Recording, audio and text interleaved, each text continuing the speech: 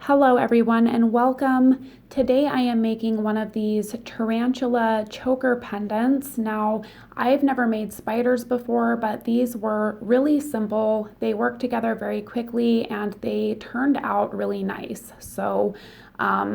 I've got two colors of clay here. I'm using black for my main color and then this darker blue. And I have got some matching blue rhinestones here and some cobalt blue mica powder that I think matches really well. For tools today, I've got a small round cutter that I will just be using to make the holes for my jump rings, my straight pen, and a dotting tool, and I am just using this as a roller. I've got a diamond cutout that I will be using for this top piece here, which is totally optional. And then I've also got a small pair of pliers and some jewelry hardware here. And you will just need a few jump rings and an eye screw. Now, if you guys don't have rhinestones, you can always use other colors of clay to decorate these with, or even paint them when you're done. And I am going to start with his bottom because that is the largest piece, and I have just rolled my black into a nice round ball, and I am going to cone one end of it just slightly here with my fingers, and then we can begin flattening. And you want it flat on the bottom only. Keep it nice and rounded on the top. So here is the bottom, and next we will be making the legs. So I have 8 balls of clay here that are about the same size, and I usually start by rolling out my first one and then kind of measuring it up to my piece and just making the rest of them the same. And when you're rolling these out, you don't want them super skinny. I usually point each end very bluntly and then slowly draw them out, trying to keep as much of that girth as I can in the center. And once all my legs are rolled out, I am just going to fit them together and pinch them right down here on the ends. And now I'm going to get the bottom placed here, and I have rolled out a smaller ball for the body, and you are going to be flattening this down a little bit, so you want to roll it out just slightly smaller than you think it should be. And I am going to take this and just roll it nice and round, and then I am going to use it to pick up each set of these legs. So I am just pressing this in here and then picking it up and grabbing the other set as well. And you should be able to pick him up and see the underside of him here. Make sure those legs are well adhered. And then I am gonna push his bottom nice and snug up here and then begin flattening this body. And I am just using my finger and pressing it in and towards that bottom, but trying to keep it nice and round. Here he is, and now I've got my straight pen and I am just running some very thin, shallow lines down each one of these legs. And once you get those lines cut in, we are going to pick him up again, and we are just going to begin folding his legs. And when you do this, you want to press each leg right up against the body and then fold it, kind of pushing it into the body with your finger on the inside as you go.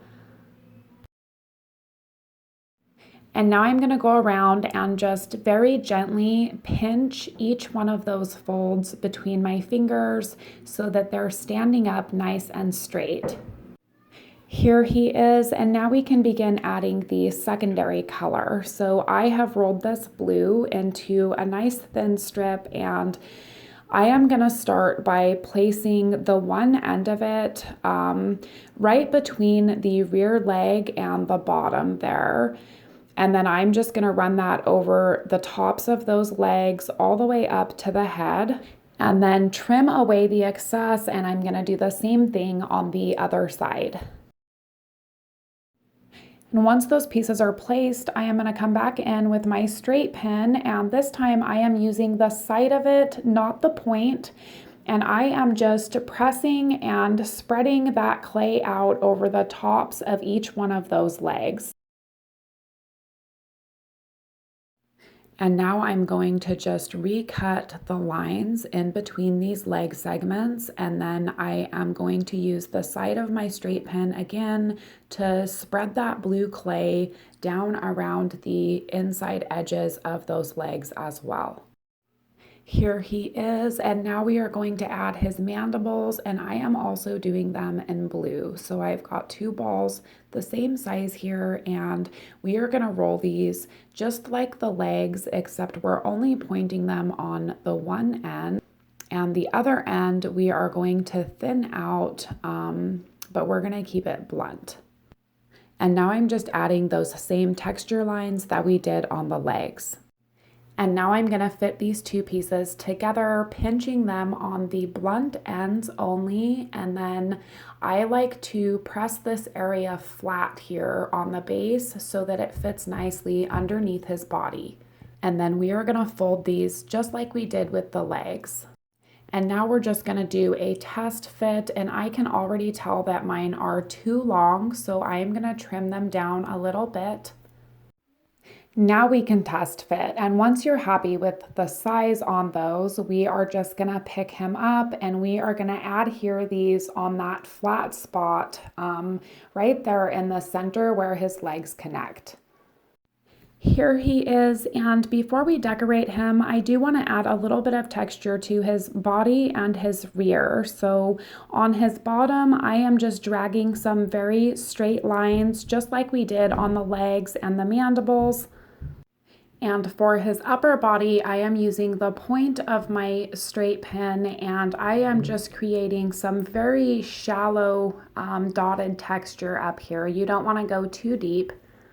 And now we can add our gemstones. I've got 3 sizes. There are 3 tiny ones, 2 medium ones, and 1 large. And I am going to start with the 3 tiny ones in the front here. I'm adding 1 medium one in the center right there on the top of that body, and a large and medium stone down the center of his bottom. Now the spider itself is finished. I really love the rhinestones, and I'm glad that I chose blue. Before I bake him, I am gonna add an eye screw right here to his bottom so that he can hang, and we need to make this secondary piece. So I am just going to cut out my diamond shape, add some texture lines just like we did on the rest of the spider, and placing a large rhinestone on one side of it, and we are going to be folding this piece in half, so you want to place that stone a little bit low to compensate for that fold on the top. And then I'm just going to fold it in half, fitting those 2 pointed ends together, and punch a hole right through both of them. Here is the finished piece, and I added that cobalt blue mica powder after baking it and just before my sealer because I wanted it to be very subtle. And you can see that I have just a little bit of shine there. Now this one is quite a bit larger than the others that I made, and that was just so you guys could see better. I generally use 2 colors. I've got 3 here, and I did use different colored stones on this one. Now I am prone to the black ribbon or cord for these, but they look good on chains as well. That is it for today, guys. If you enjoyed this video, please don't forget to like, comment, and subscribe for more. Thank you so much for watching, and I will see you next time.